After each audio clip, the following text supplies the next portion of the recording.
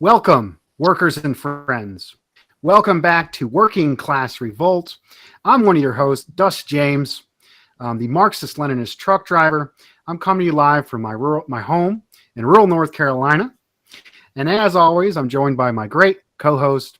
His wrestling name is the Thunder from Down Under, Brother David Fox. How are you doing? Very good. Yourself? Doing all right, man. It's been a lovely holiday weekend.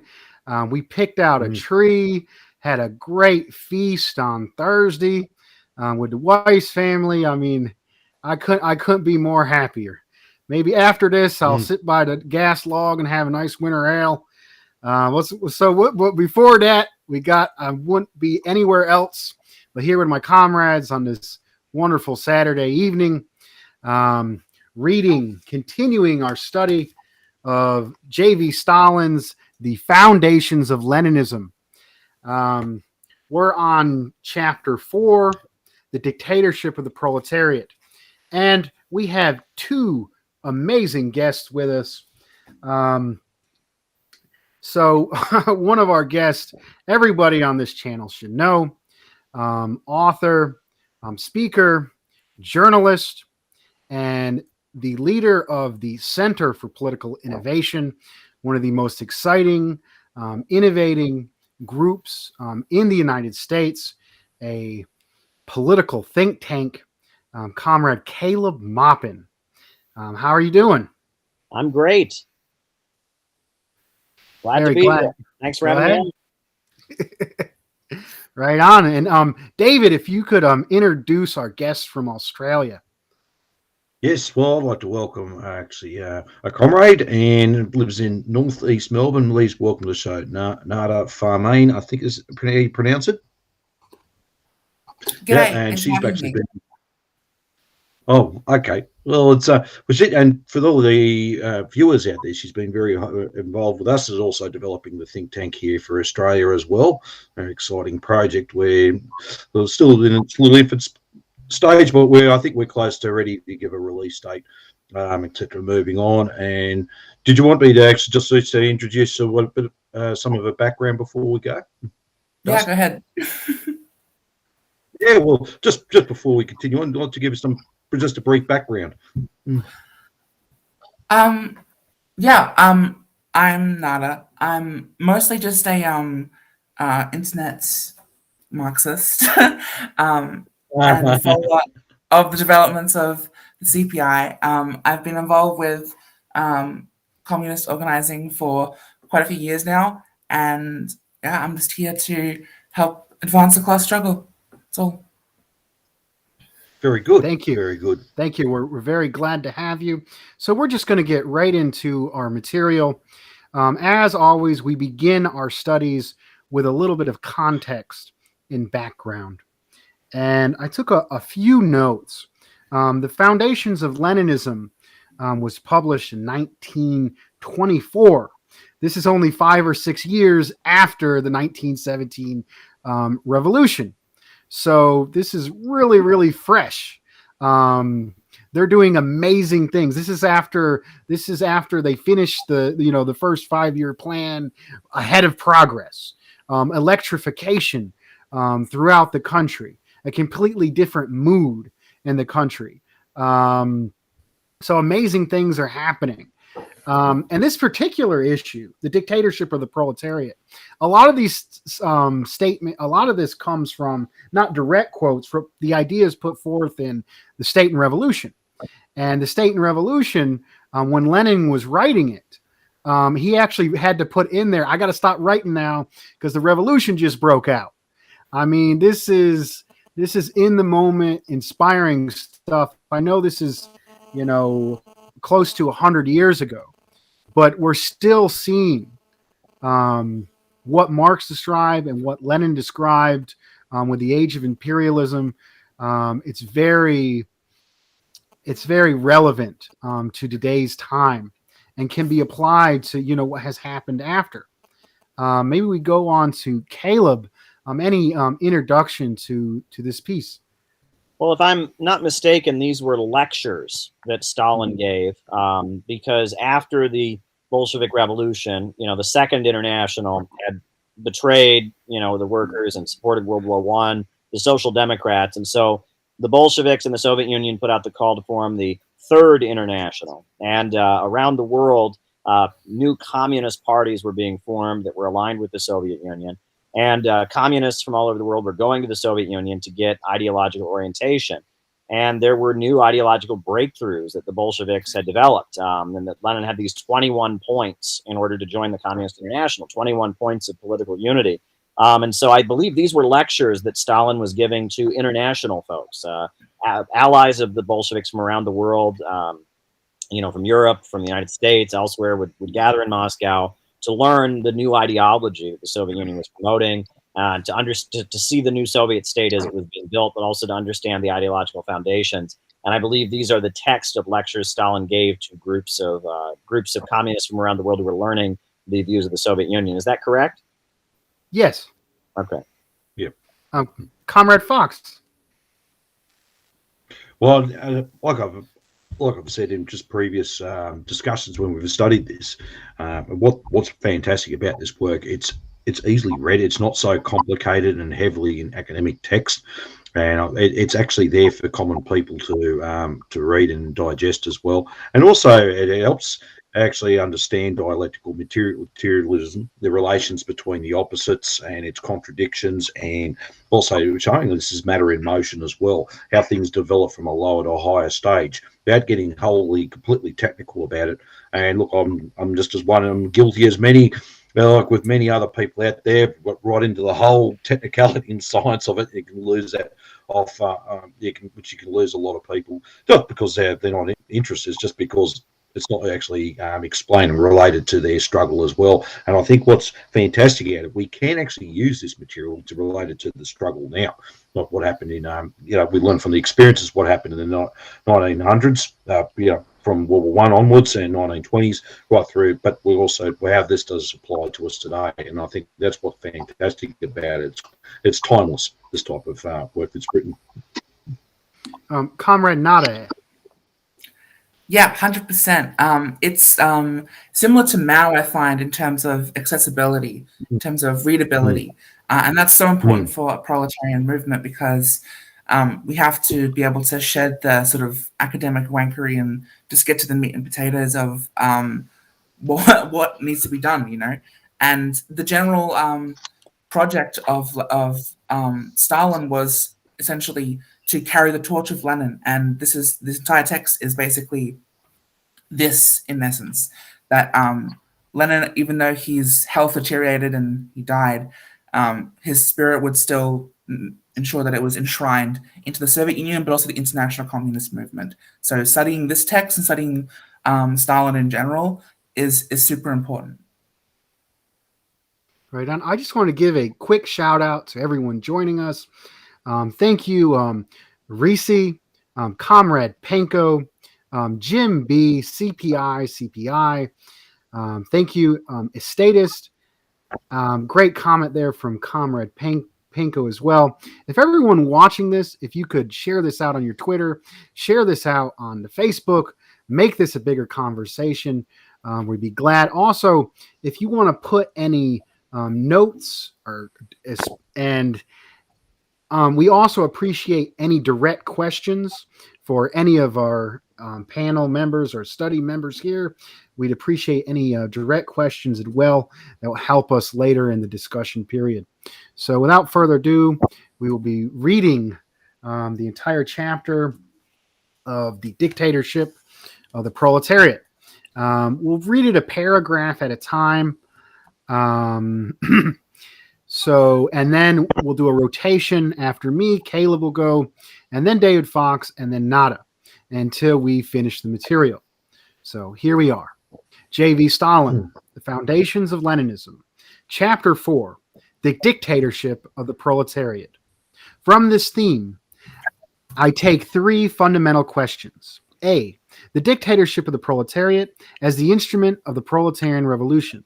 B, the dictatorship of the proletariat as the rule of the proletariat over the bourgeoisie. C, Soviet power as the state form of the dictatorship of the proletariat. Comrade Maupin? The dictatorship of the proletariat as the instrument of the proletarian revolution.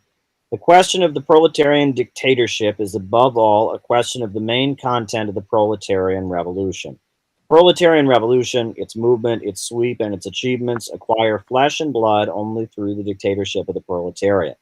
The dictatorship of the proletariat is the instrument of the proletarian revolution, its organ, its most important mainstay, brought into being for the purpose of firstly crushing the resistance of the overthrown exploiters and consolidating the achievements of the proletarian revolution, and secondly, carrying the proletarian revolution to its completion, carrying the revolution to the complete victory of socialism.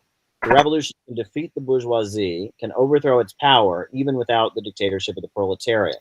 But the revolution will be unable to crush the resistance of the bourgeoisie, to maintain its victory, and to push forward the final victory of socialism unless, at a certain stage in its development, it creates a special organ in the form of the dictatorship of the proletariat as its mainstay. The fundamental question of revolution is the question of power. Lenin. Does this mean that all that is required to do is assume power, to seize it?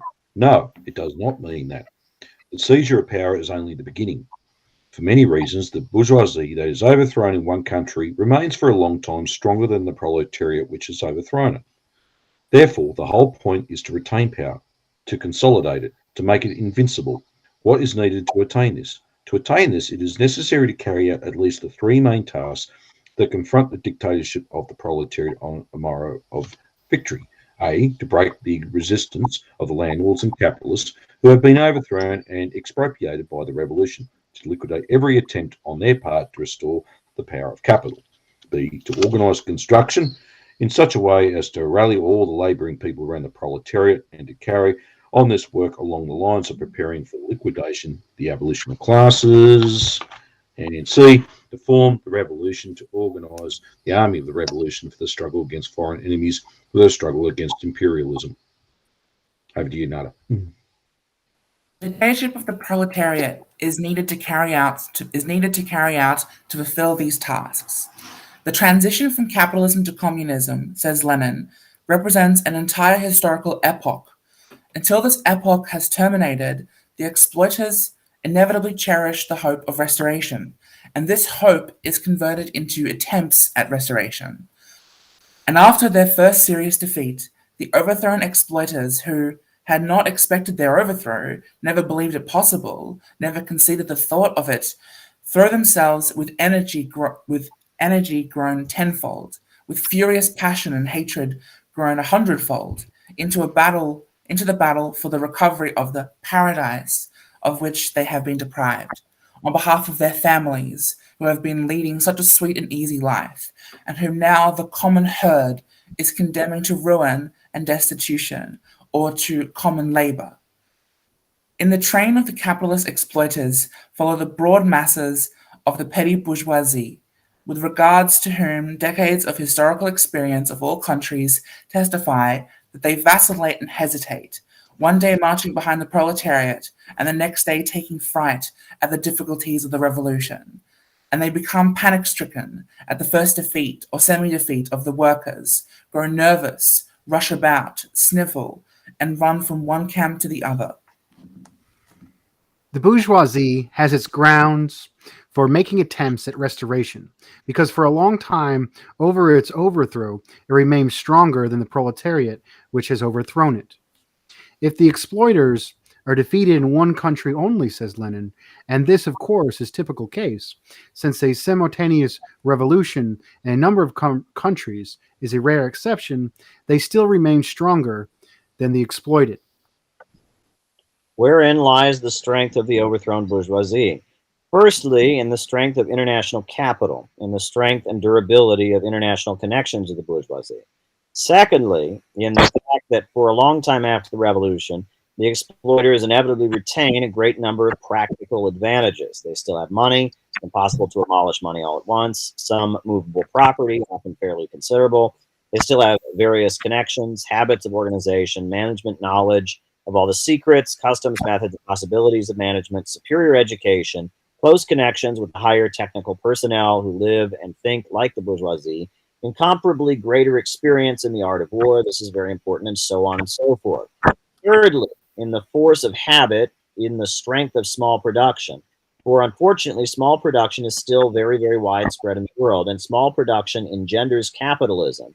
And the bourgeoisie continuously, daily, hourly, spontaneously, and on a mass scale, for the abolition of classes means not only driving out the landlords and capitalists that we accomplished with comparative ease, it also means abolish the small commodity producers, and that they cannot be driven out or crushed. We must live in harmony with them. They can and must be remolded and re-educated only by a very prolonged, slow, cautious organizational work. That is why Lenin says the dictatorship of the proletariat is the most determined and most ruthless war waged by the new class against the more powerful enemy, the bourgeoisie, whose resistance is increased tenfold by its overthrow. That the dictatorship of the proletariat is a persistent struggle, bloody and bloodless, violent and peaceful, military and economic, educational and administrative, against the forces and traditions of the old society. It scarcely needs proof that there is not the slightest possibility of carrying out these tasks in a short period, of accomplishing all of this in a few years. Therefore, the dictatorship of the proletariat, the transition from capitalism to communism, must not be regarded as a fleeting period of super-revolutionary acts and decrees, but as an entire historical era, replete with civil wars and external conflicts, with persistent organizational work and economic construction, with advances and retreats, victories and defeats.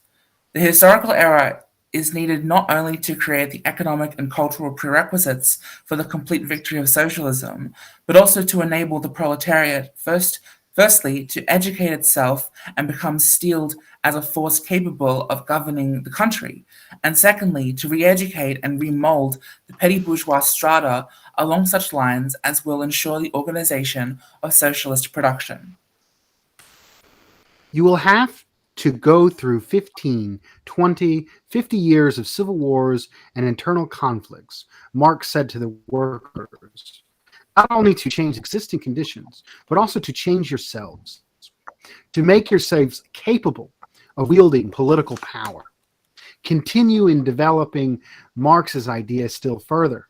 Lenin wrote that it will be necessary under the dictatorship of the proletariat to re-educate millions of peasants and small proprietors, hundreds of thousands of office employees, officials, and bourgeois intellectuals, to subordinate them all to the proletarian state, to the proletarian leadership, to overcome their bourgeois habits and traditions, just as we must, in a protracted struggle, wage on the basis of the dictatorship of the proletariat, re-educate the proletarians themselves, who do not abandon their petty bourgeois prejudice at one stroke.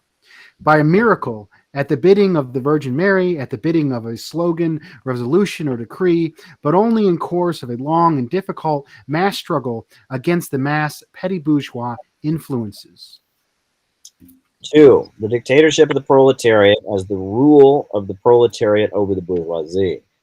From foregoing, it's evident that the dictatorship of the proletariat is not a mere change of personalities in the government, a change of the cabinet, leaving the old economic and political order intact. The Mensheviks and opportunists of all countries who fear the dictatorship like fire, in their fright, substitute the concept of conquest of power for the concept of dictatorship, usually reduce the conquest of power to a change of the cabinet, for the ascension of power of a new ministry made up of people like Schneiderman and Nosk, MacDonald, and Henderson.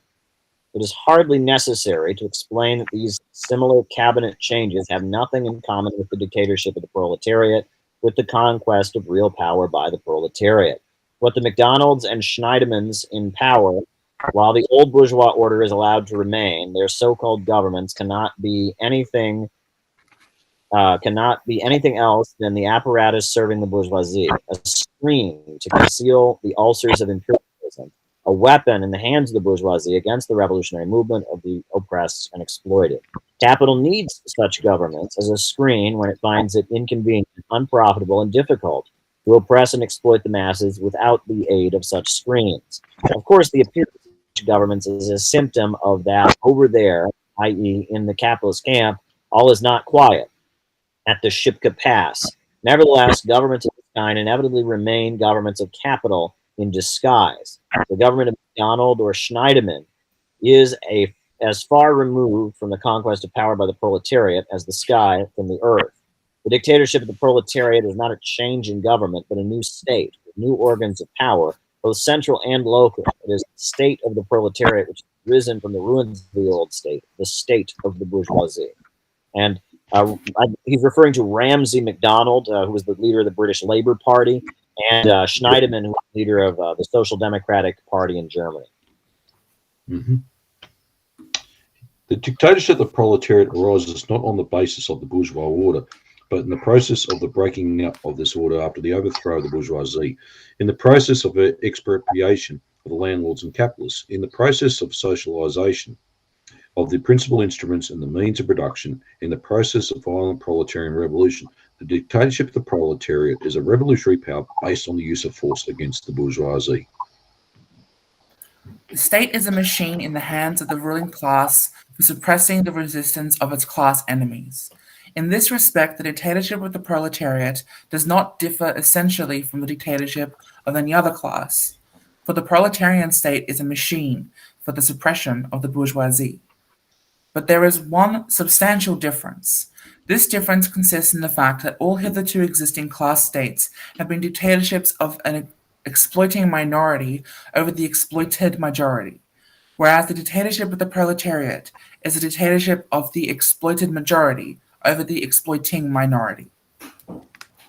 Briefly, the dictatorship of the proletariat is the rule, unrestricted by law and based on force, of the proletariat over the bourgeoisie, a rule enjoying the sympathy and support of the laboring and exploited masses. From this follows two main contradictions. Mine says two main conclusions. Oh, my bad. Conclusions. Continue. Yeah. First conclusion. The dictatorship of the proletariat cannot be complete democracy, democracy for all, for the rich as well as the poor. The dictatorship of the proletariat must be a state that is democratic in a new way for the proletarians and non-propertied in general, and dictatorial in a new way against the bourgeoisie.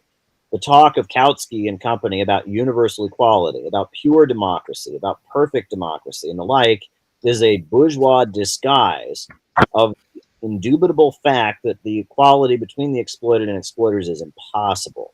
The theory of pure democracy is the theory of the upper stratum of the working class, which has been broken in and is being fed by the imperialist robbers. It was brought into being for the purpose of concealing the ulcers of capitalism, of embellishing imperialism, and lending it moral strength in the struggle against the exploited masses. Under capitalism, there are no real liberties for the exploited, nor can there be, if for no other reason than on that premises, printing plants, paper supplies, and the indispensable for the enjoyment of liberties that are the privilege of the exploiters. Under capitalism, the exploited masses do not, nor can they ever really participate in governing the country, if for no other reason than that even under the most democratic regime, under conditions of capitalism, governments are not set up by people but by the Rothschilds and Stinuses, the Rockefellers and Morgans. Democracy under capitalism is capitalist democracy, the democracy of the exploiting minority based on the restriction of the rights of the exploited majority and directed against this majority. Only under the proletarian dictatorship are real liberties for the exploited and real participation of the proletarians and peasants in governing the country possible. Under the dictatorship of the proletariat, democracy is proletarian democracy, the democracy of the exploited majority based on the restriction of the rights of the exploiting minority directed against this minority. Second conclusion, the dictatorship of the proletariat cannot arise as a result of the peaceful development of bourgeois society and of bourgeois democracy. It can arise only as a result of the smashing of the bourgeois state machine, the bourgeois army, the bourgeois bureaucratic machine, the bourgeois police. In a preface to the Communist Manifesto, Marx and Engels wrote, the working class cannot simply lay hold of the ready-made state machine and wield it for its own purposes. Nada. My edition is just a bit different. Marx's qualifying phrases about the continent gave the opportunists and Mensheviks of all countries a pretext for clamoring that Marx had thus conceded the possibility of the peaceful evolution of bourgeois democracy into a proletarian democracy. At least in certain countries outside the European continent, Britain, America, Marx did in fact concede that possibility. He had good grounds for conceding it in regards to Britain and America in the 70s of the last century, when monopoly capitalism and imperialism did not yet exist, and when these countries, owing to their particular conditions of their development, had as much as yet no developed militarism and bureaucracy. That was the situation before the appearance of developed imperialism. But later, after the lapse of 30 or 40 years, when the situation in these countries had radically changed, when imperialism had developed and had embraced all capitalist countries without exception, when militarism and bureaucracy had appeared in Britain and America also, when the particular conditions for peaceful development in Britain and America had disappeared, then the qualification in regards to these countries necessarily could no longer hold good. Today, said Lenin, in 1917, in the epoch of the first great imperialist war, this qualification made by Marx is no longer valid. Both Britain and America, the biggest and last representatives in the whole world of Anglo-Saxon quote-unquote liberty, in the sense that they had no militarism and bureaucracy, have completely sunk into all European filthy, bloody morass of bureaucratic military institutions which subordinate everything to themselves and trample everything underfoot. Today, in Britain and in America, too, the preliminary condition for every real people's revolution is the smashing, the destruction of the ready-made state machinery, perfected in these countries between 1914 and 1917, up to the European general imperialist standard. In other words, the law of violent proletarian revolution, the law of smashing of the bourgeois state machine as preliminary condition for such a revolution, is an inevitable law of the revolutionary movement in the imperialist countries of the world.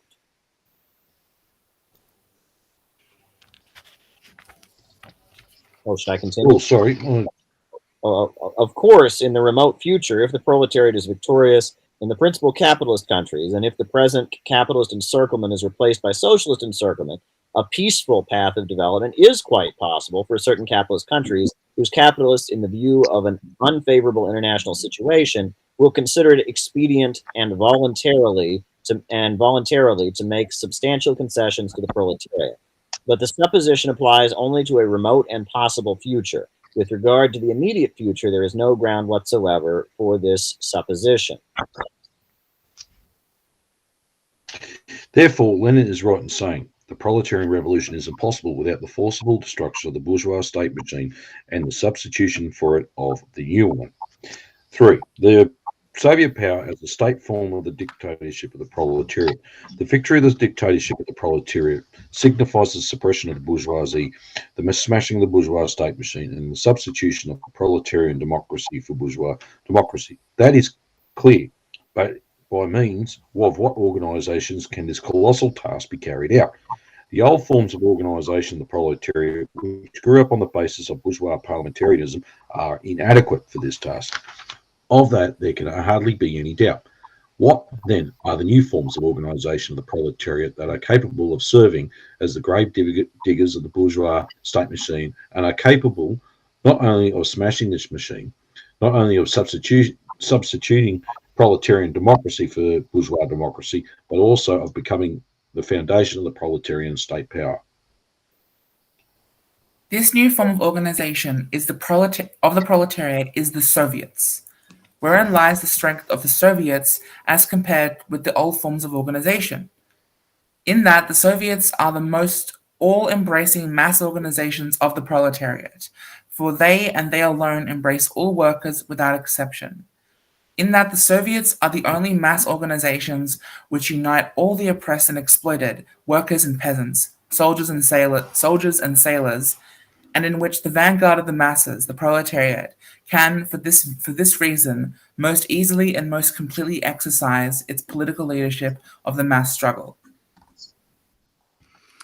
In that the Soviets are the most powerful organs of the revolutionary struggle of the masses, of the political actions of the masses, of the uprising of the masses, organs capable of breaking the omnipotence of finance capital and its political appendages, and that the Soviets are the immediate organizations of the masses themselves, i.e., they are the most democratic and therefore the most authoritative organizations of the masses, which facilitate to the utmost their participation and the work of building up a new state in its administration, and which bring into full play the revolutionary energy, initiative, and creative abilities of the masses in the struggle for the destruction of the old order and the struggle for the new proletarian order.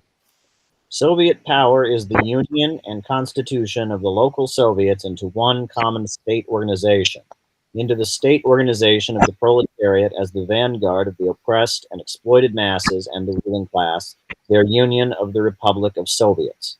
The essence of Soviet power consists in the fact that these all-embracing and most revolutionary mass organizations of precisely those classes that were oppressed by the capitalists and landlords are now the permanent and sole basis of the whole power of the state, of the whole state apparatus. That precisely those masses, which even in the most democratic bourgeois republics, while being equal in the law, have in fact been prevented by thousands of tricks and devices from taking part in political life and from enjoying democratic rights and liberties, are now drawn unfailingly into constant and moreover decisive participation in the democratic administration of the state.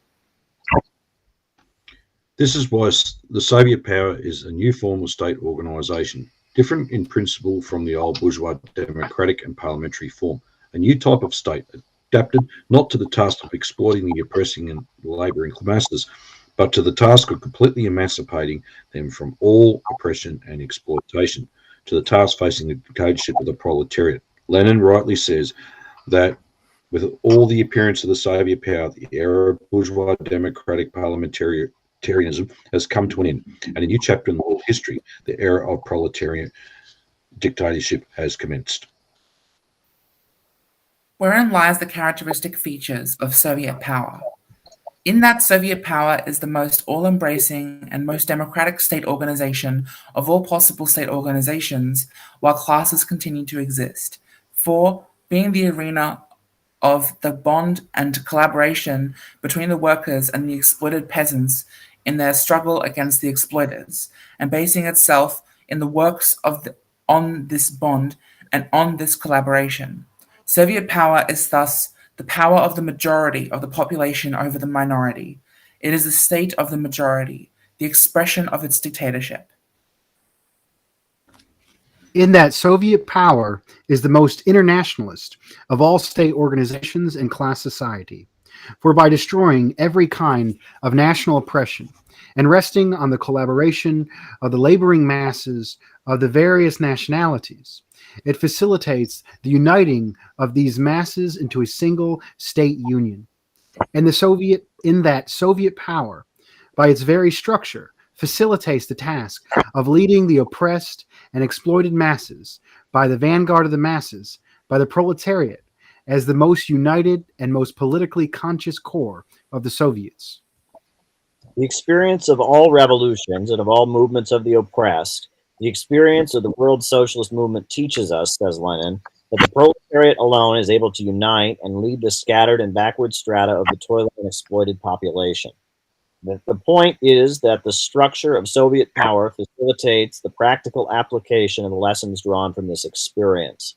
In the Soviet power, by combining legislative and executive power in a single state organization and replacing territorial electoral constituencies by industrial units, factories, and mills, thereby directly links the workers and the laboring masses in general with the apparatus of state administration, teaches them how to govern the country. The Soviet power alone is capable of releasing the army from its subordination to bourgeois command and to converting it from the instrument of oppression of the people, which it is under the bourgeois order, into the instrument of the liberation of the people from the yoke of the bourgeois, both native and foreign. The Soviet organization of the state alone is capable of immediately and effectively smashing and finally destroying the old, that is, the bourgeois, bureaucratic and judicial apparatus. In that the Soviet form of state alone, by drawing the mass organizations of the toilers and exploited into constant and unrestricted participation in state administration, is capable of preparing the ground for the withering away of the state, which is one of the basic elements of the future stateless communist society. The Republic of Soviets is thus the political form so long sought and finally discovered, within the framework of which the economic emancipation of the proletariat, the complete victory of socialism, must be accomplished. The Paris Commune was the embryo of this form. Soviet power is its development and culmination. This is why Lenin says, quote, "The Republic of Soviets, of workers, soldiers, and peasants' deputies, is not only the form of a higher type of democratic institution, but is the only form capable of ensuring the most painless transition to socialism." Right on. That concludes our reading portion. I think we did very well. We ran through that rather quickly. Maybe we could just do a round of initial impressions. I always get, when I get excited, I'm driving my truck every day and it's boring. I don't want to be, I'm listening to Caleb on the radio, on the stereo and the other YouTubers and stuff. And I'm sitting there dreaming about, socials and better future, but I got my eyes on the road, just enough. But, it's kind of dull. When I get home and I read with the comrades about a new world and a new society, and the people are making it, and the people like me are making it, and the workers are making it, and the peasants are making it. It's beautiful, and it's been done. And, and people have been learning from this and overthrowing the bourgeoisie in their country and kicking out the imperialists. And it's absolutely beautiful. And, I get excited when I read this stuff. So let's see. Let's just do a round of initial impressions of Comrade Maupin.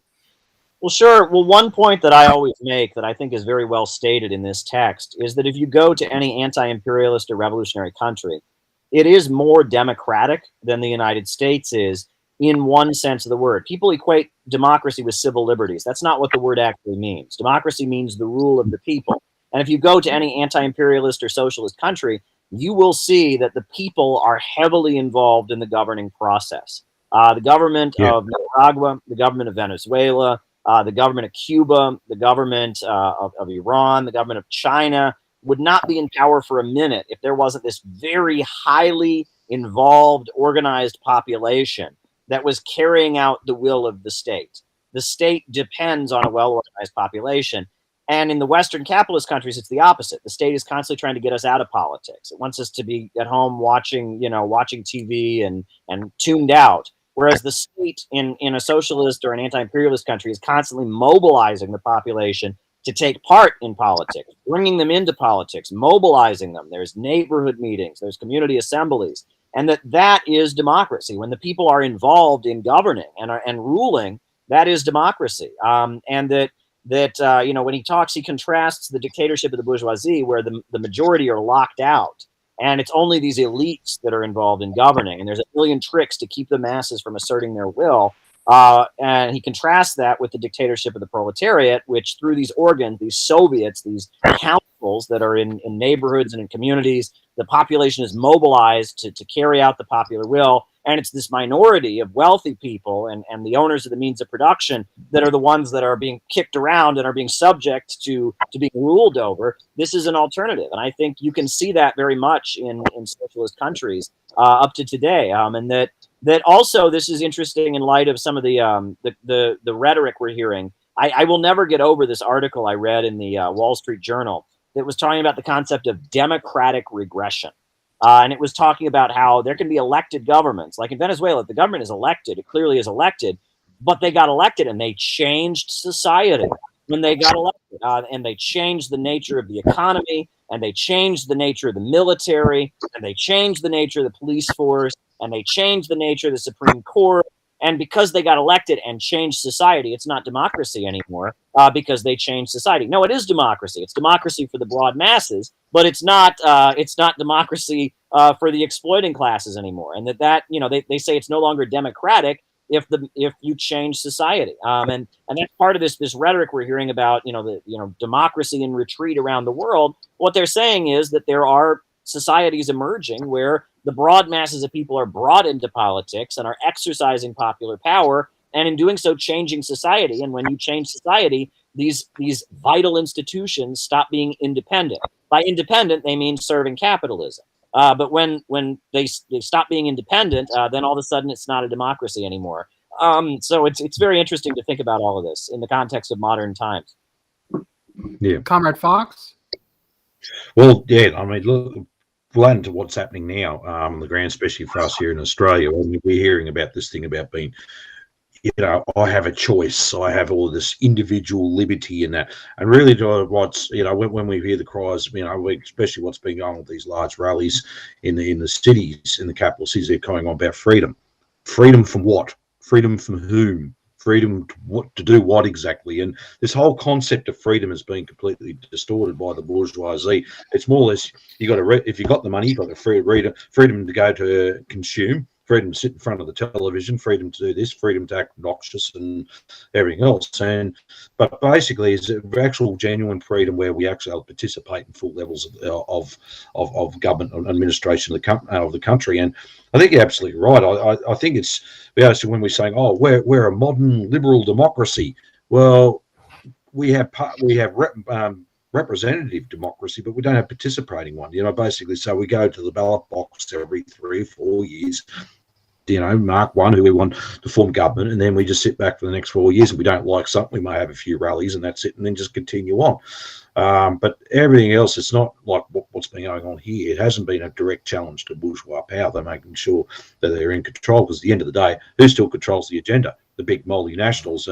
For example, you fly to Perth in Western Australia. Look at look who dominates the city skyline: BHP, Rio Tinto, Chevron, in brackets Chevron, all the major oil and gas and resource companies. You fly into Sydney and Melbourne, this it dominates the farm skyline, the big banks, the major finance, Rupert Murdoch, etc., etc. It's and they actually pretty much dictate to and set the political agenda. So it's great. But people think, oh, beauty, we've elected Joe Bloggers into Parliament. That's all very well, but they still have to actually, end of the day, carry out the wishes of the big bourgeoisie, and that's just what we're seeing here to Australia to this day.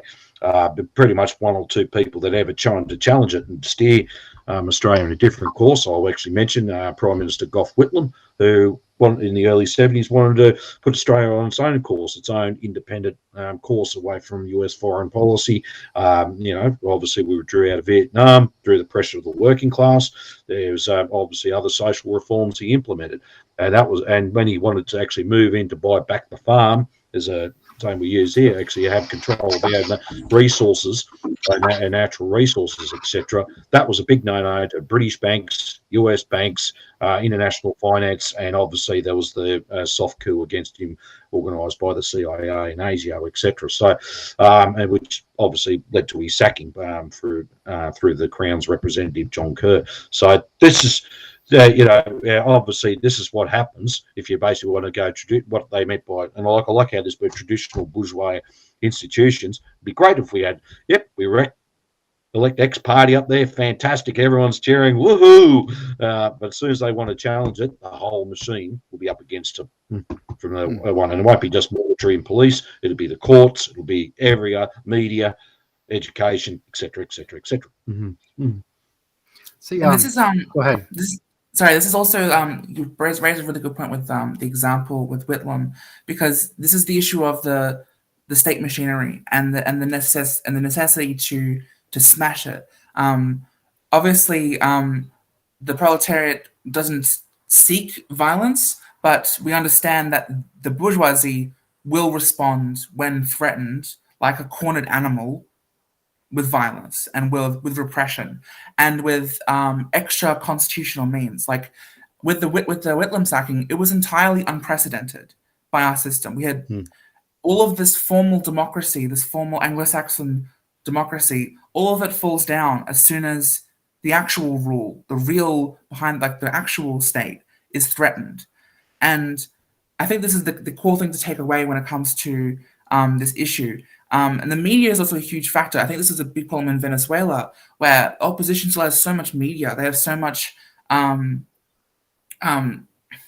still have an undue level of influence, and this is where they're able to stake out their counter-revolutionary elements. So I know some people will like almost criticize Maduro and Chavez for not being dictatorial enough in the sense of getting rid of these parasitical foreign agents, essentially agents of international monopoly capital.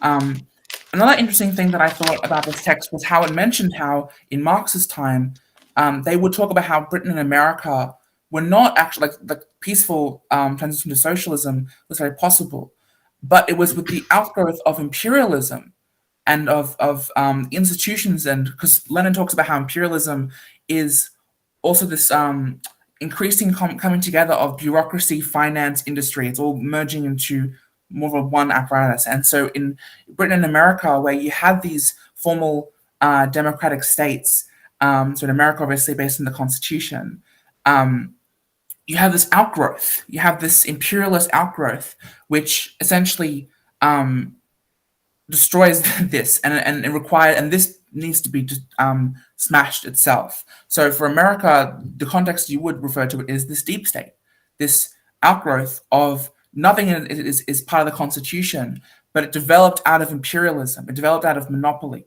And this is the path that has to be smashed. And Stalin and Lenin are very clear about this, that it's this outgrowth that has to be understood. Mm. That's very powerful. I mean, it's very nerve-wracking when you have communist organizations today who believe that Trump is the main enemy. And to defeat Trump, they're out backing the FBI and the CIA to repress the so-called greatest threat of fascism.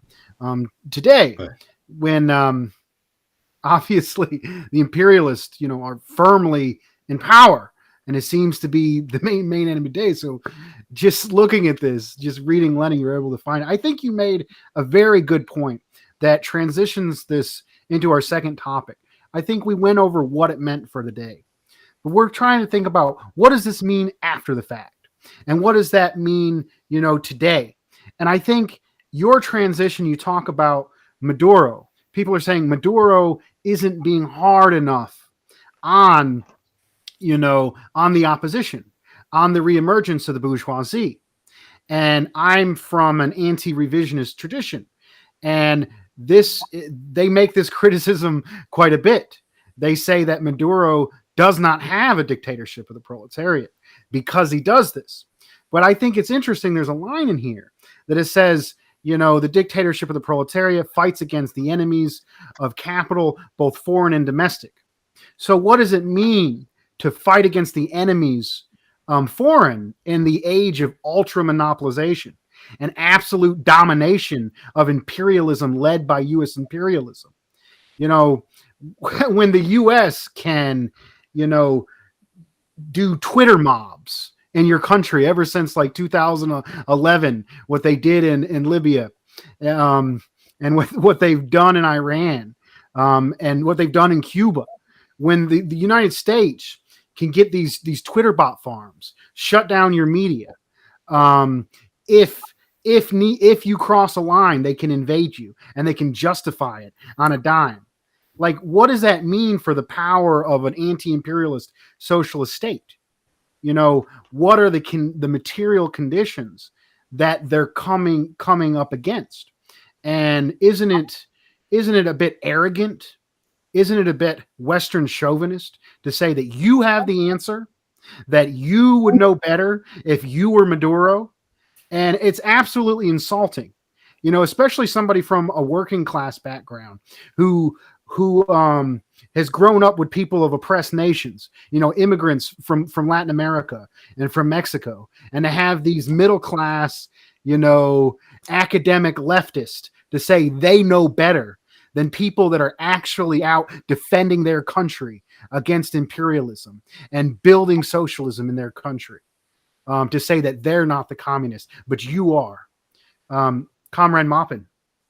Well, I mean, there's a lot of things, a lot of ways we want to come at that. But But one thing that comes to mind is it's important to distinguish, I think, and I know at the time of the Russian Revolution, Lenin wrote about the difference between Blanquism and Marxism. Louis Auguste Blanqui, who was this ultra-leftist French figure that was around in Marx's day, and that Lenin made clear that his state and revolution and his desire to overthrow the capitalist state, establish a socialist state, was different than Blanqui's theory of doing that. Right? That Louis Auguste Blanqui had advocated, simply, they joked he was a surprise communist. He was just going to get an army together. They were going to seize power, and then once they're in power, they're going to announce to everybody, "Oh, just so you know, we're communists now, and we're going to create communism from above."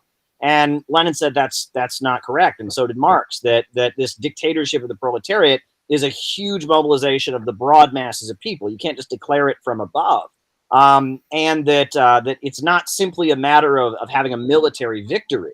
It's a matter of mobilizing the population, building up the new institutions of power that can become the new state.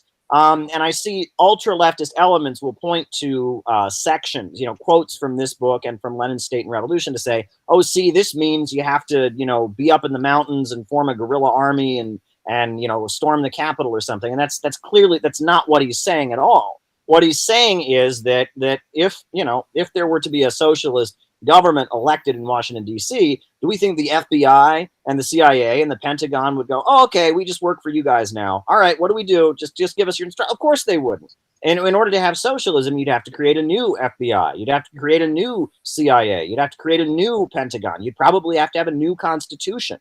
And that the state apparatus, which is bodies of armed men, these institutions of repression, they would have to be abolished, and that you'd have to create a new state apparatus. You'd have to do what they're constantly accusing Venezuela of doing. You have to change the nature of these independent institutions and force them to serve the revolutionary masses. And you would hope that wouldn't, result in an all-out civil war. In Venezuela, they've been able to avoid an all-out armed civil war, but it's come pretty close to that. I mean, it's come pretty close to that in some instances, but we've seen in places like Cuba and in China and Russia, it did become an all-out civil war.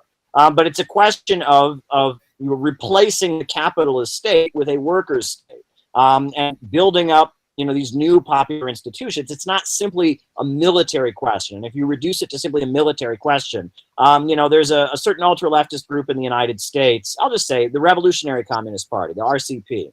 If you read their leader, Bob Avakian, he has this book called Basics. And if you read it, it's like quotations from him. And if you read it, every quotation is basically, the state is really, really bad under capitalism. There's police brutality, there's wars. But we're going to get together and we're going to take control of the state. And once we take control of the state will be good.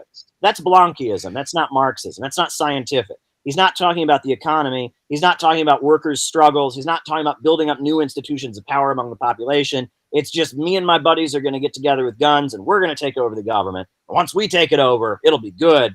That is an ultra-leftist deviation that came from Blanqui. And it's very clear if you read in the Foundations of Leninism, when he's talking about Soviet power, it is not simply a military question. And I think that's a point that really can't be hammered home enough.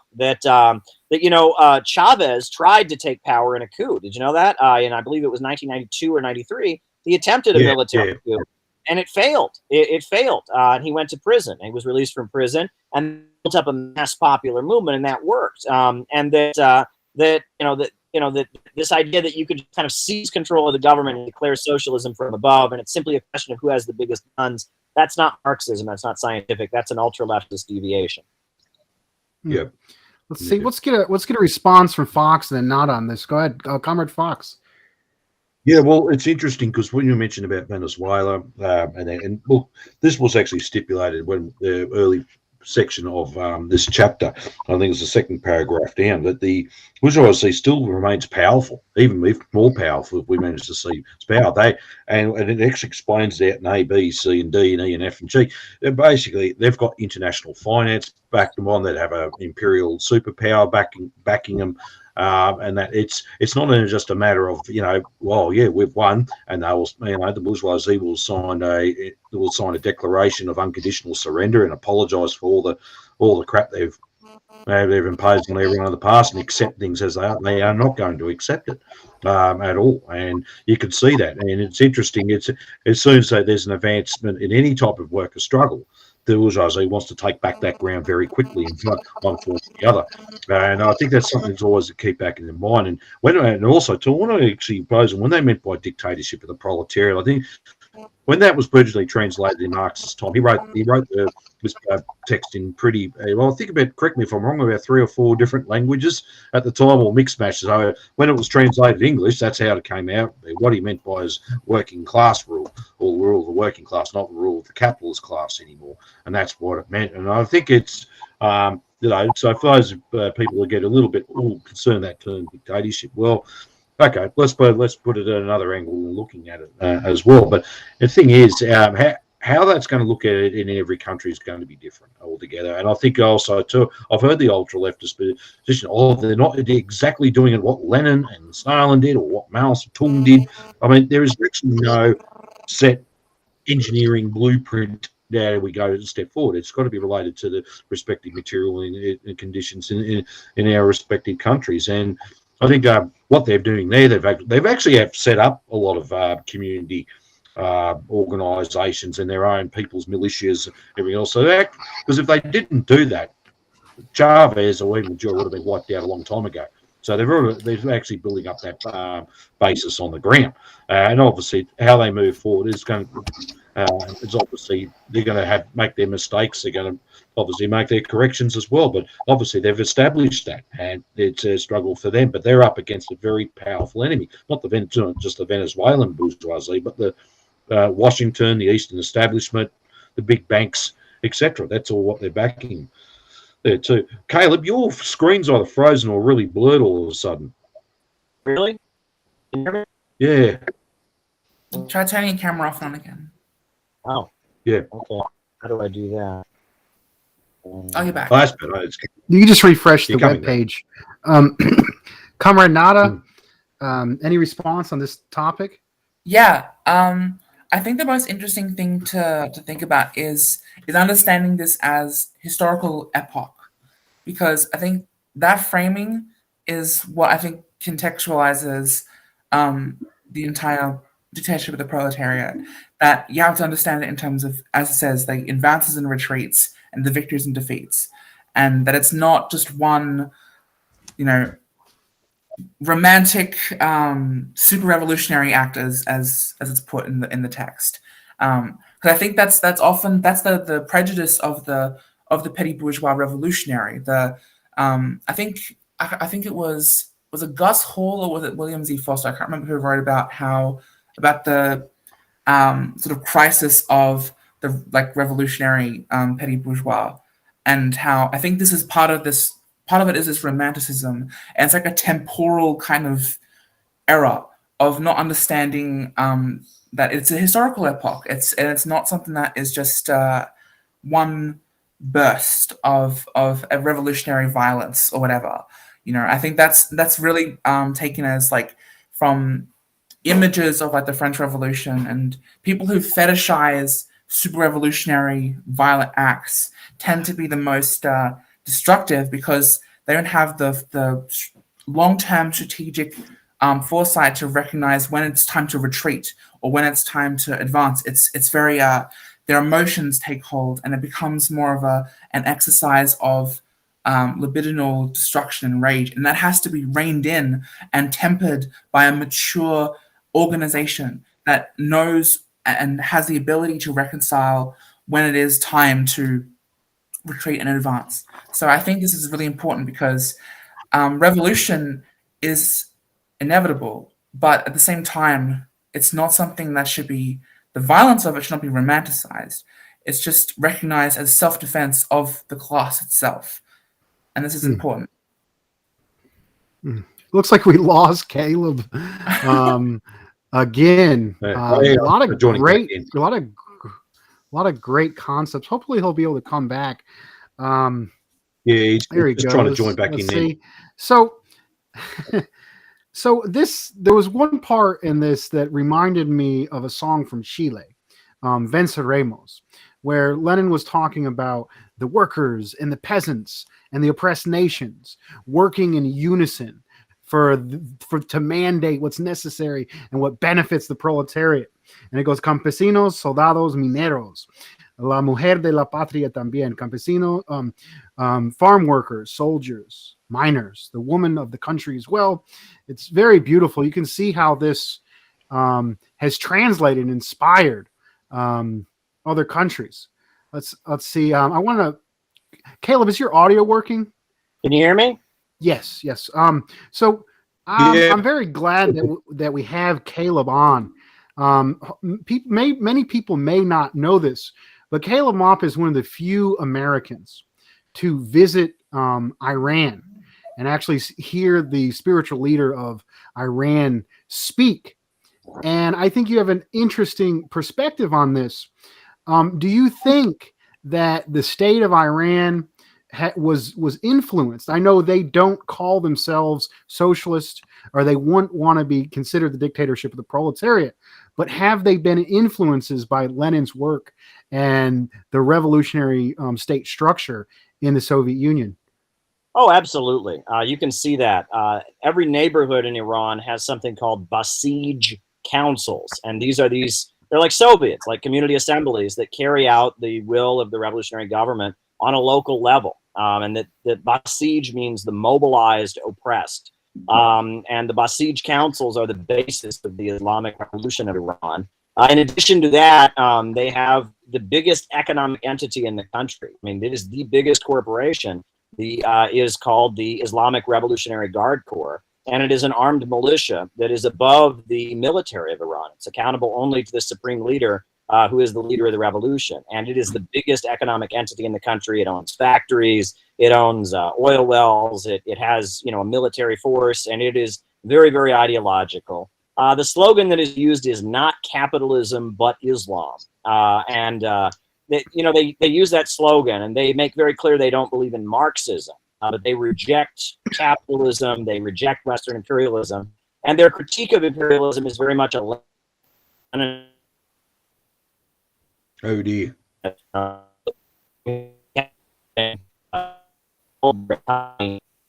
So everybody see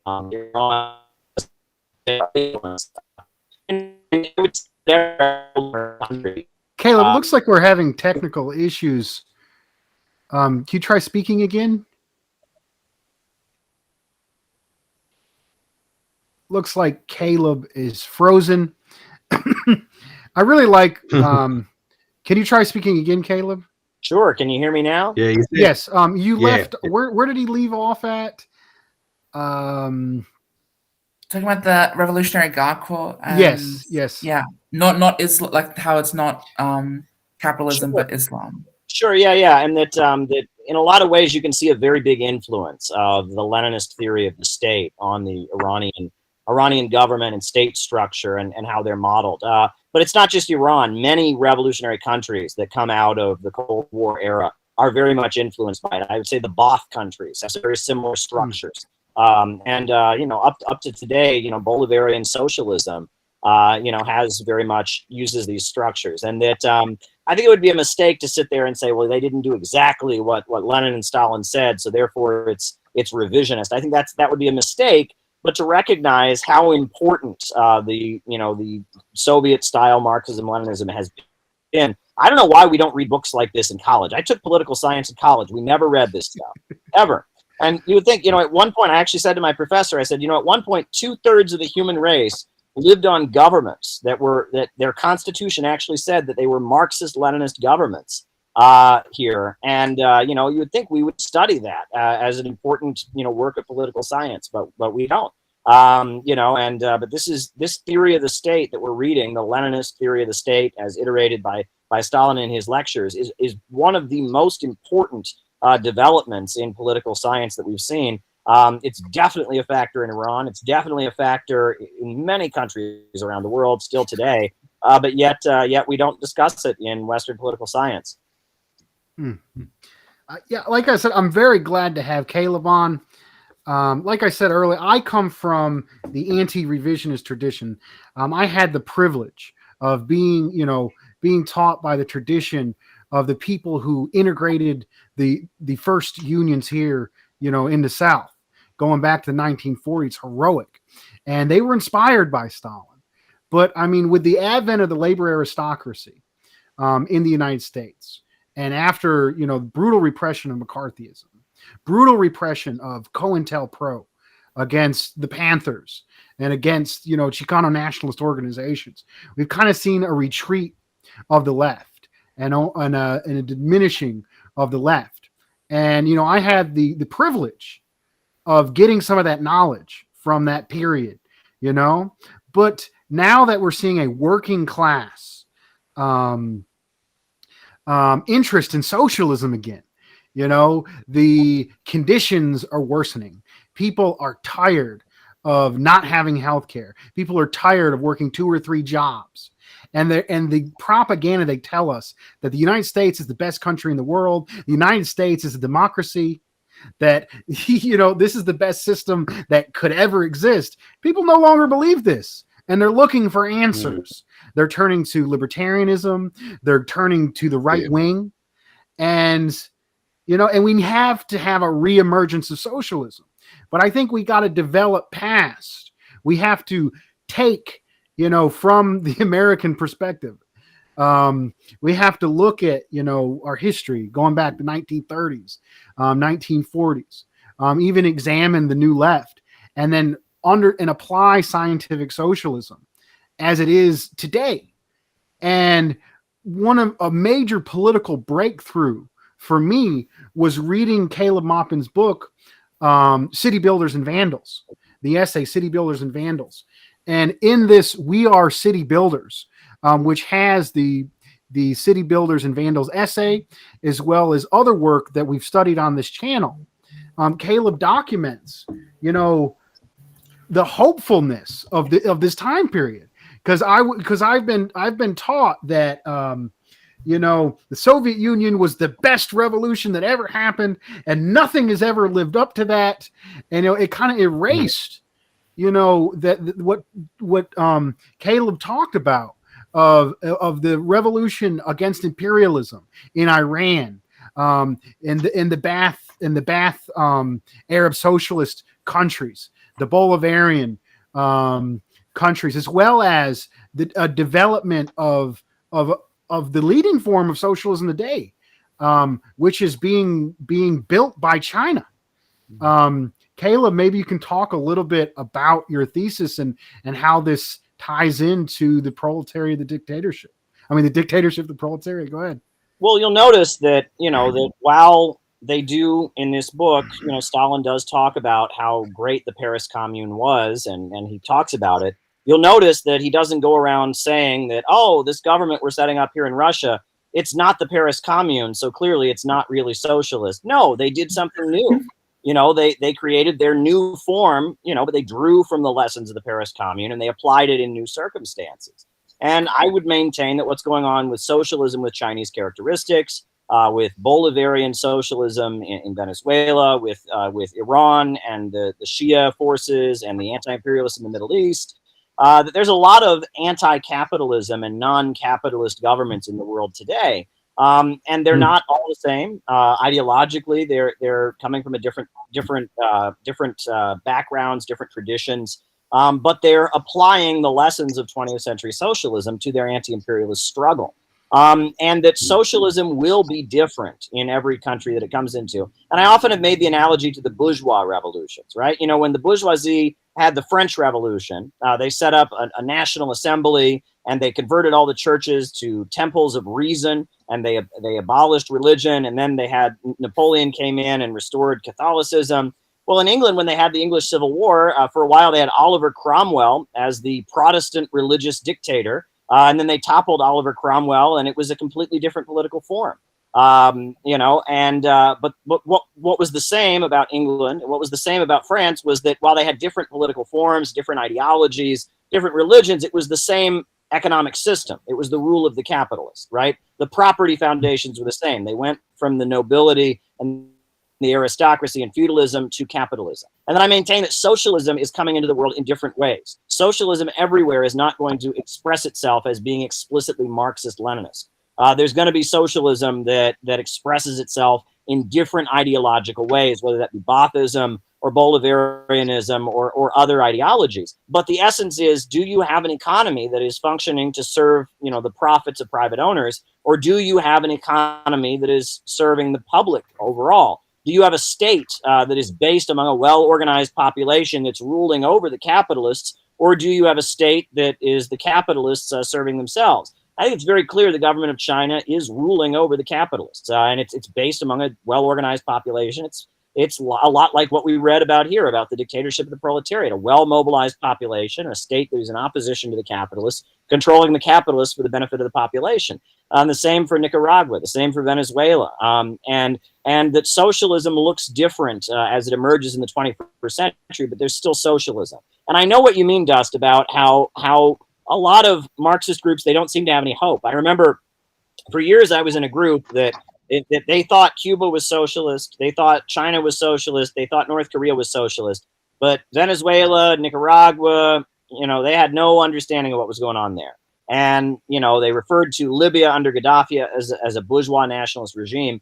And I remember I asked, the leaders of the organization, I said, what happened in 1991 with the fall of the Soviet Union? Did history just end in 1991? Because nowhere has there ever been socialism since 1991. And they said, well, I guess so. I mean, they couldn't give me an answer. I remember one time there was a Trotskyite on the street selling their newspaper. And I said to the Trotskyite, I said, has anything good happened in the history of our movement? And they said, yes, the Bolshevik Revolution of 1917 was good. Everything else has been bad since then. And it's like, if that's your mindset, of course it's going to be depressing and demoralizing. I mean, there's no good guys in the world, right? It's all bad guys. It's just different flavors of bad guys. But if you look at it, there are countries that are fighting the imperialists, that are building an alternative to capitalism, that are adjusting it in their own way. It's just different. And that's one of the main theses of my book, City Builders and Vandals. And that essay that's in the We Are City Builders book is kind of assessing where are we now. And that 20th century socialism, Soviet style socialism, had a lot of real strengths, but it also had a lot of real weaknesses. And the imperialists figured out how to even turn some of their strengths into weaknesses and how to manipulate things. And so as socialism reemerged, it had to reemerge differently to battle the imperialists in a more effective way. That socialism is going to be different in every country. And, look, China's changing their socialism again. They're at the point, if you read these new statements from President Xi, he's saying that they don't need to have the market sector the way they once did, and that they can reassert state control over the market sector a lot more than they've had in the 80s and 90s. And that's the strength of socialism in China. The reason that they were able to not be overthrown during the crisis of 89 to 91 is because they've been constantly adjusting their socialism, constantly changing it. Whereas the Soviet Union, over the course of the Second World War, it became very, very rigid. It became very, very rigid and almost unchangeable. And then, when you had Gorbachev come in with perestroika, he tried to change it. And the result was, you had a counter-revolution and you overthrew socialism. So that's kind of the strength of socialism, is where it's able to adapt and change and evolve for different circumstances. That's how it's able to be effective. That's what I would argue. And that it's going to be different everywhere. And the question isn't, is there inequality in the country? The question isn't, is the country espousing the correct ideology? The question is, why is the economy functioning? If it's an economy that serves the profits of private owners, that's capitalism. But if it's an economy that is controlled by a popular state that comes out of a revolutionary upsurge and it's controlling the economy to serve the people, that's socialism. Yep. Very powerful. I just want to get a response from the guest, especially from Nada, is a slightly younger comrade. You talked about being partially radicalized online, and I think that's very common. For a lot of folks coming up today. You're also in a first world country, an oppressor country, but like here in the United States, the labor aristocracy is dwindling. Maybe you could just respond to this hopeful message that I believe is innovative and is unique, that the Center for Political Innovation is putting out there. How do you feel about socialism being on the march all over the world, and the conditions in your country being more fertile for socialism and building socialism than ever before. Comrade Nada. Yeah, no, this is actually really important because I first got into politics, to revolutionary politics, um, around the time of the Donald Trump election, because Australia is very much culturally subjected to America, and and our politics are very intertwined because ultimately Australia is in a way kind of a vassal. We don't really have a level of sovereignty that comrades in America technically enjoy as as the head imperialist, and so a lot of the politics that we got has been influenced by this American left, and the American left in general does really have this pessimism, this real negativity towards their own people, towards what it's like to socialism. Even when they're acknowledged that China is socialist and all these different forces are there, they have a deeply negative response to home and to their own people, and they're often very they have very Duma, very like black pill to use lingo perspective, like whether it's towards climate change or whatever, and it kind of stops them from being able to have any kind of positive relationship to a real movement in their own countries. So they kind of only just use revolutionary politics as like from other countries to just sort of live vicariously through them. And they don't really want to consider building, they don't really have the wit or the ability to build socialism in their own country. Because fundamentally, they don't even love their own countries. They don't love their own people. They don't love their own land that they live on. And we've seen this ideological struggle play out with this land back controversy, with these various different struggles around decolonization.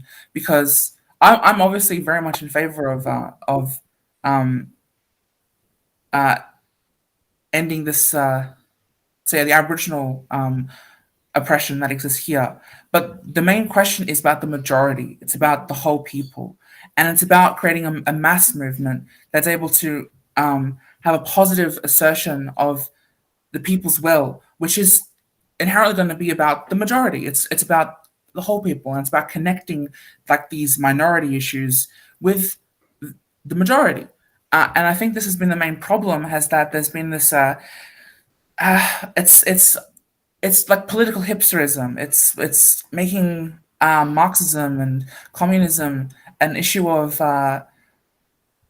being edgy and being like I love the term political Satanism of just because well, what's the opposite of capitalism, or what's the opposite of America or Australia? Oh, it's the communists, whatever.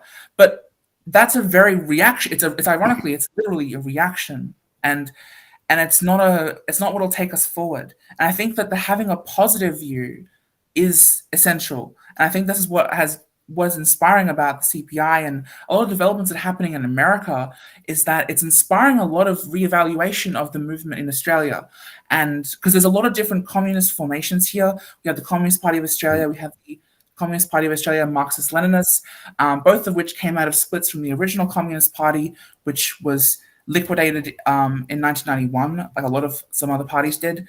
And then we have the Australian Communist Party, which was an attempt to revive the best traditions of the original Communist Party, which split from the Communist Party of Australia. There's a lot of different acronyms here. And we obviously have a ton of Trotskyists as well. We have a big issue of Trotskyism, socialist alternative, all these different little formations, which really give Marxism a really bad name, a super bad name. I remember the anti-mandate protests that have been happening, 100,000 people in the streets of Melbourne.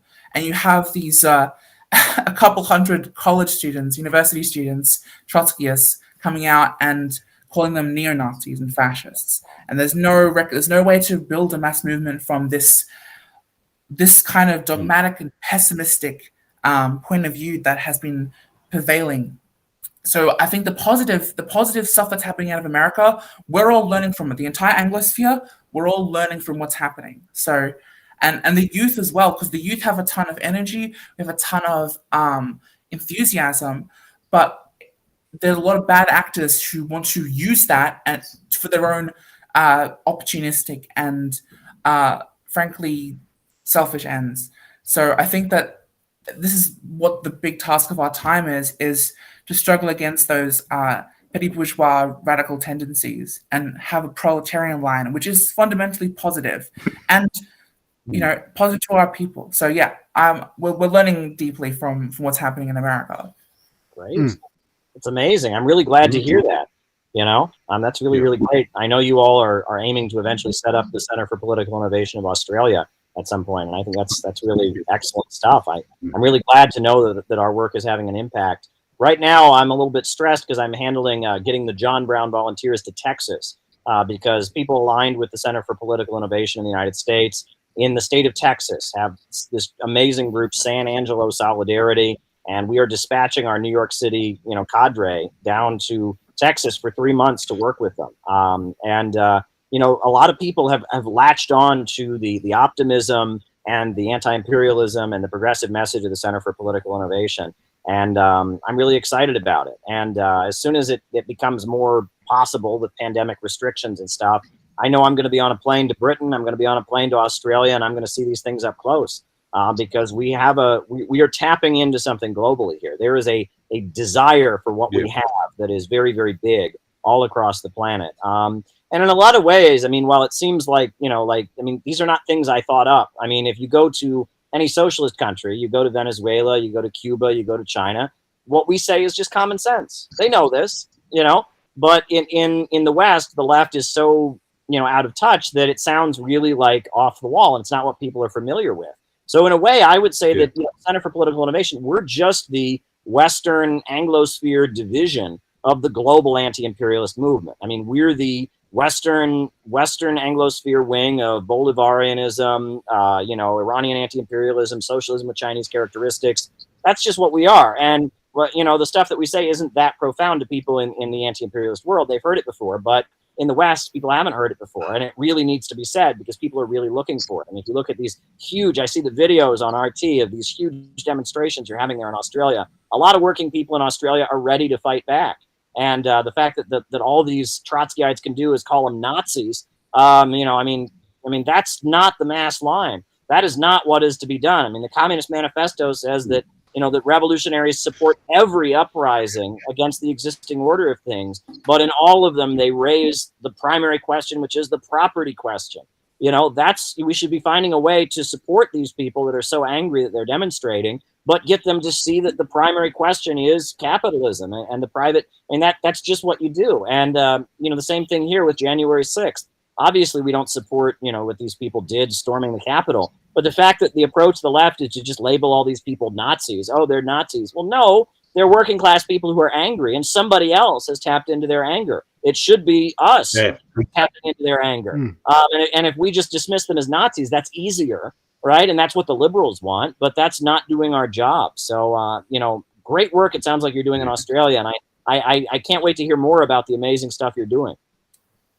Right on. Very powerful. Go ahead. Yeah, and just say the situation in Australia when we're seeing it, it's like, it was easy for a lot of people to associate with them with Nazis. Sure, they're there, right? And all these other groups, QAnon and, Sovereign Citizen and all that in the anti-vax crap. But most of the people there, primarily, they turn up to these, have got very economic concerns. And I think what comes down is it's been a class issue all the time. And in my capacity to what I can do within my own capacity is talk to ordinary workers. I said we need to get control of the agenda, and that's what's going to come down to. Currently, the wealthy have got the control of the agenda. We need to get back control and put a working class solution on the way forward. But that's where it's been void of that as well. Yes, as I said, there all those type other groups are there. The various respective ethnic nationalist groups associated with the Ukrainian nationalists, the Russian ones, and all that. They're all there. But the fact is, as Marx and Engels famously said in the manifesto, where is the Communist Party? As I said, where are the communists? And when you read that during during the manifesto, that's where they put the question out there. And I thought, that's what we need to get out of them. Let's get to the masses I love that term now. I mean, it's in Victoria here. It's certainly put us all on a front foot too, because, or it backs up, because I mean, look, unfortunately, we've been put. A lot of us have been pushed into a position where we have to protect our trades halls from attacks, and there have been various attacks, especially the historic ones. We've had one of the secretaries of the regional trades halls threatened, and that. So and then when we're talking about cavalcades and that, it's really got the sores our back up at the moment. So, you know, and we shouldn't have to be like that, and we should be able to engage with these people. And this is a situation we've got ourselves in. When these anti-fascist struggles, so-called anti-fascist struggles happened, I thought, was this a good idea doing it this way? Wouldn't it have been a better angle to do something else completely different? Maybe actually going in there, infiltrating the marches and talking to people at the moment, because when it's not happening, because or otherwise, just getting out there amongst the community, engaging with them. Very powerful. I wanted to raise something that Nada brought up, and that is the national question, which is the chapter after next. The next chapter is the peasant question. The chapter after that is the national question. I wanted to give a shout out to one of our First Nations Comrade Pinko. And he puts out here, Fight for a New Australia, one that shreds its Anglo-neocolonial past and can be a great member of the Asian Pacific community. And I think that's very powerful. And I think there is a tendency amongst this, as Caleb described, the synthetic left, to kind of like make this magical Negro trope about oppressed people. To be like, oh, they're good, they're better than all these honkies. They are, the source of all truth and knowledge, and they're not, and they deny their agency, and they deny their working class struggles that they have to go through on the daily. And it's very patronizing. It's really disgusting. And I've seen, I've done extensive work with Chicano nationalists here, and they have been dealing and have been tried to be canceled by this synthetic left. And I would say that we need to listen to, people from oppressed nations and see what their material interests are, and push for that, and make real meaningful connections that allow us to mobilize power. In this section, it talked about, how they were able to unite the working class, unite the peasants, unite people from oppressed nations, and able to build the Soviet, all of those groups who were being oppressed by the capitalists. Will they unite their forces in defense against the capitalists and to build, the dictatorship of the proletariat and fight for their needs? So we're pretty close to running out of time right now. I just wanted to highlight maybe a few of these comments. If the other comrades can look through the comments and look for anything that you would like to raise or bring up, we'll do that, and then we'll call it a night. See, shout out to Flame of Liberation, great member of Center for Political Innovation as well. Great page as well. Let's see who else we got here, what they're bringing up.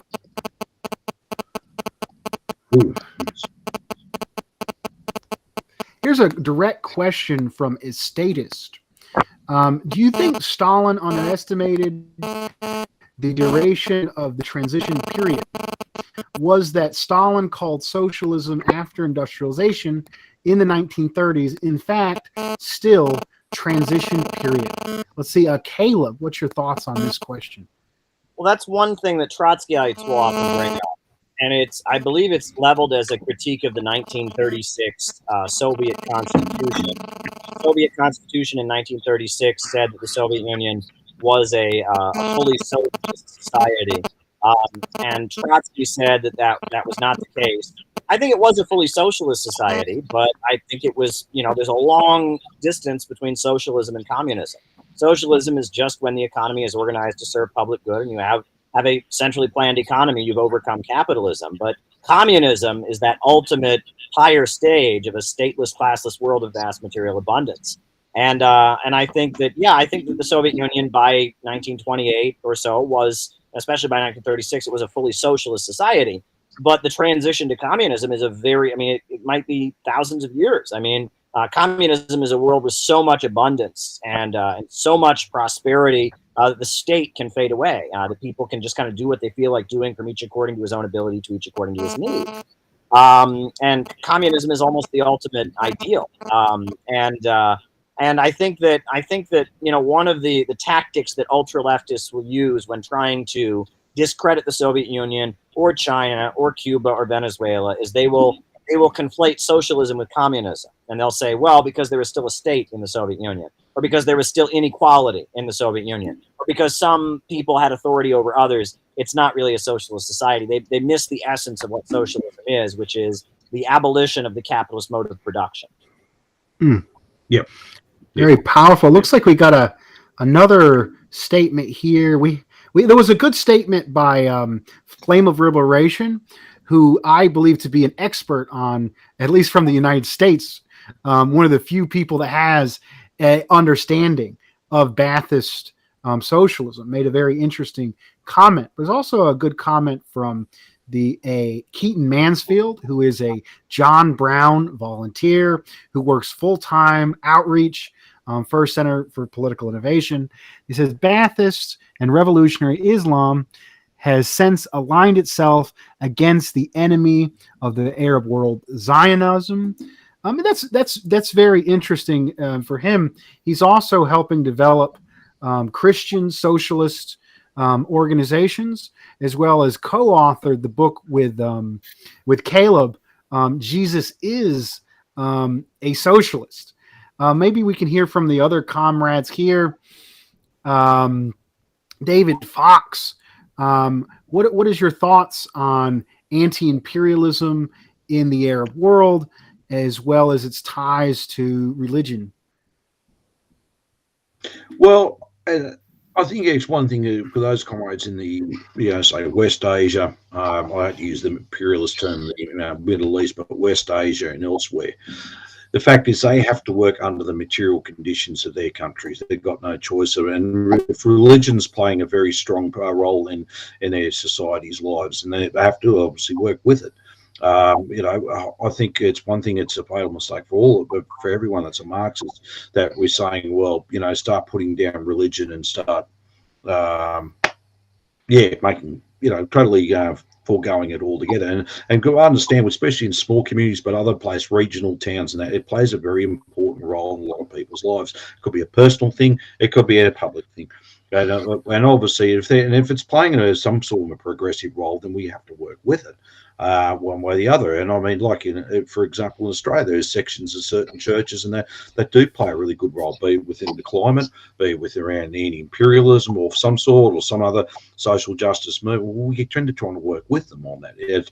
But if they didn't, then they'll be completely on the outer, and obviously set the anti-imperialist struggle at a major step back. So they have to use what resources and that they've got to move them forward. And there's some interesting texts. I mean, when I was reading Jesus is a Socialist, there were some great texts out of that, and it showed you the original kernel of the religious texts of that particular religion. It was quite revolutionary. It was against Roman slave rule and ways that we can struggle against it. So it took that kernel and then moved it forward.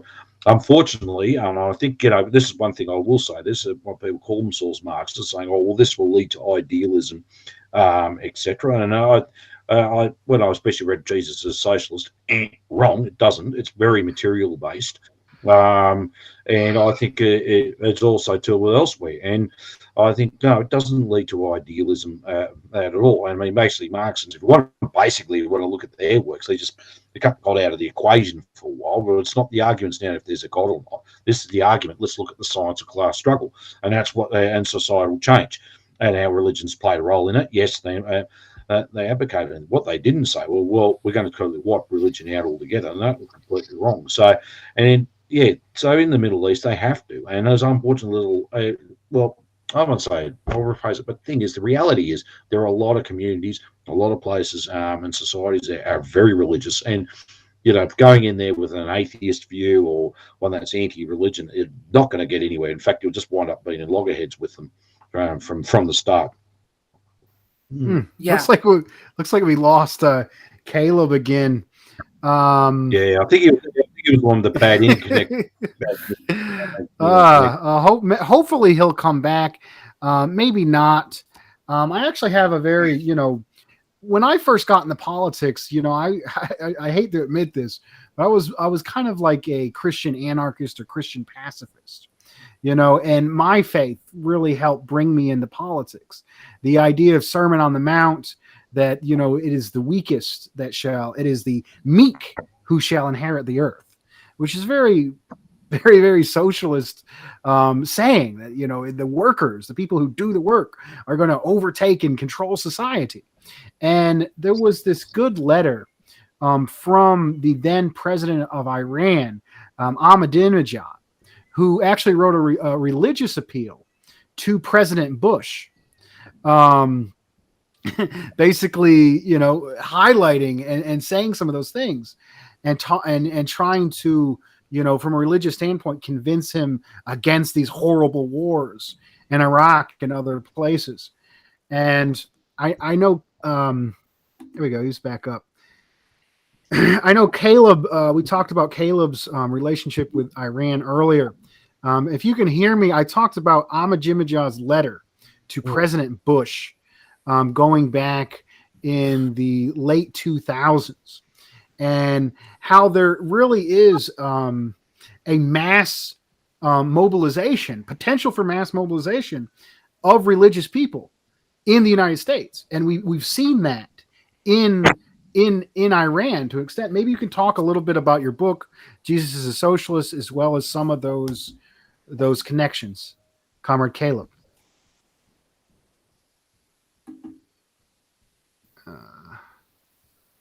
Look like he's frozen. He's still frozen. We might call it a night. We're getting past our time. Yeah. Maybe if we had, we can just go ahead. Yeah, just for something for Comrade Pinko and Luke Buckmaster, you mentioned earlier on about the three rivers and Sydney harbours of fresh water flowing out to sea every day. Imagine what we could do with that. And I think Comrade Pinko mentioned about else. Something that was actually established for Australia to put water inland. I just want to refer to those to Australian comrades. There was a scheme called the Bradfield Scheme. It was there to irrigate Western Queensland, South Australia, the outback, to make it basically drought-proof. It was in the 1930s. It was from John Bradfield, who designed the Sydney Harbour Bridge.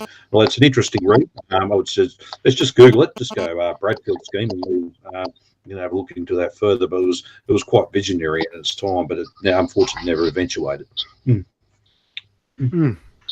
Yeah, I mean, I think what it kind of inspired me about that letter, seeing it, like, then I didn't know what anti-imperialism was, and just seeing somebody, who was against the wars like myself, who was also a person of faith, that I found it inspiring, and I was like, maybe this is interesting, and then when I get into leftist circles, the Iranians are demonized and they're told they're horrible, but they're an anti-imperialist country.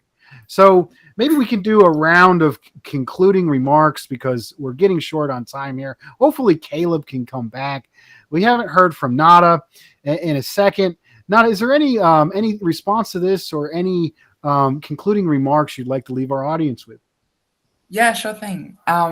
It's funny because a lot of this conversation has mentioned Iran. My family is from Iran. I have a connection there. And before anything else, before any politics, I was always anti-imperialist. From a child, being raised in the post 9/11 context, from as early as I can remember, I've been against the wars. And I was raised Christian. I was raised Protestant Christian.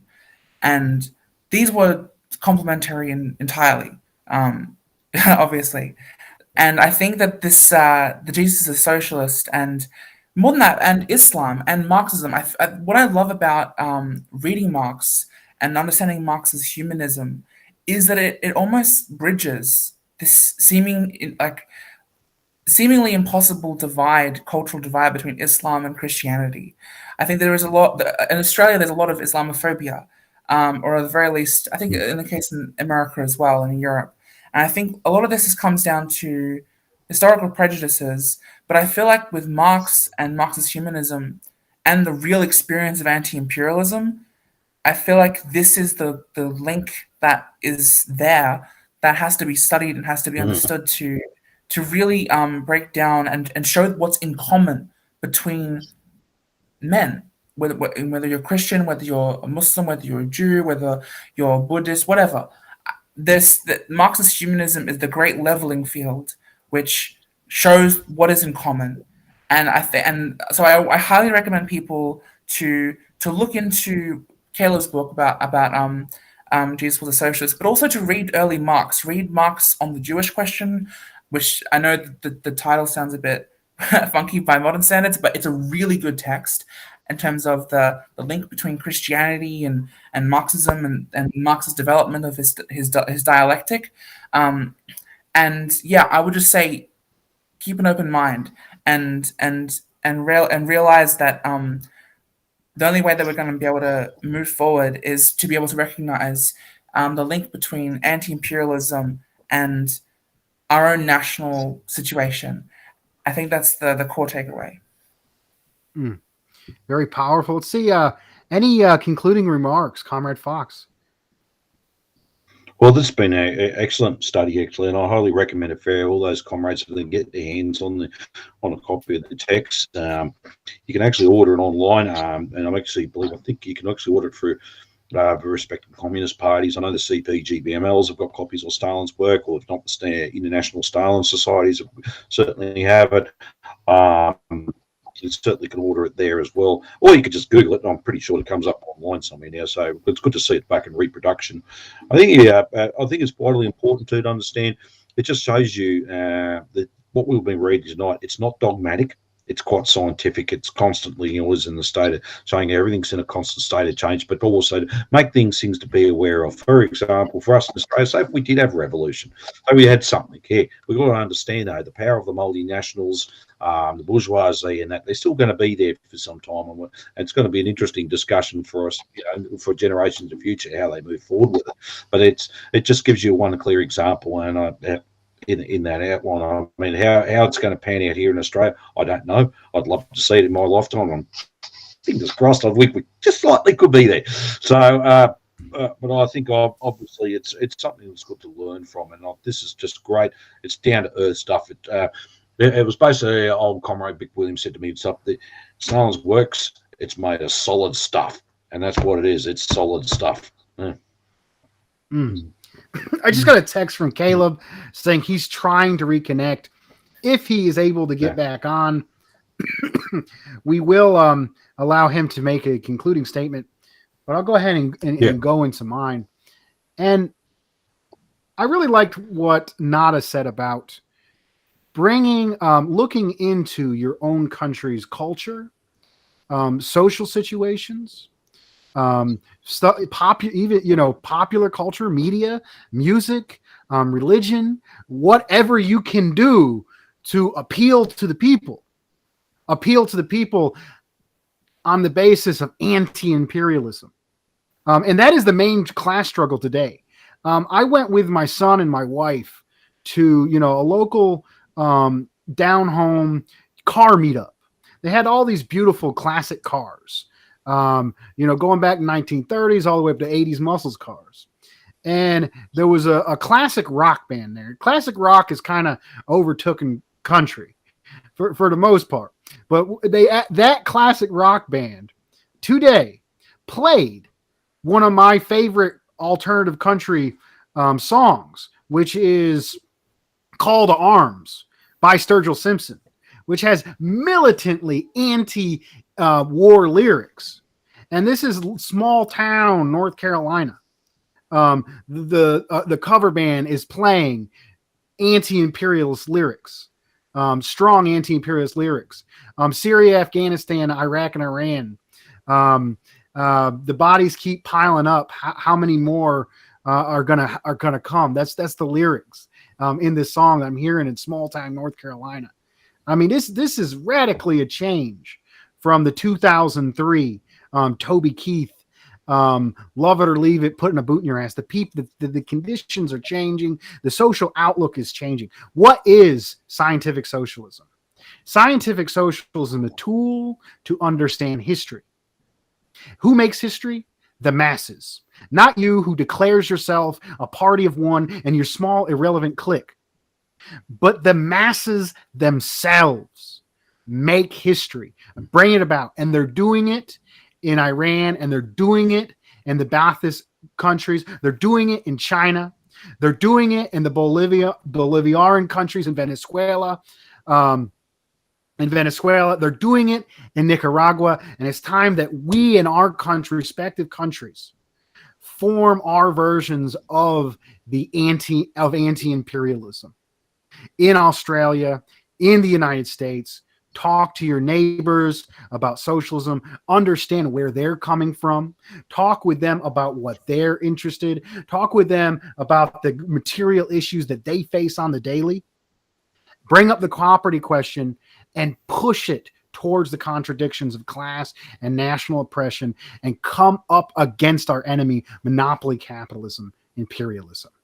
So it looks like Caleb was unable to come back up. He's saying he should have used his phone. So let's just go ahead and end it there. If everyone would raise their fist and repeat after me. Dare to struggle. Dare to struggle. Dare to struggle. Dare to win. Dare to win. Dare to win. All power to the people. All power to the people. All power. Thank you. Thank you.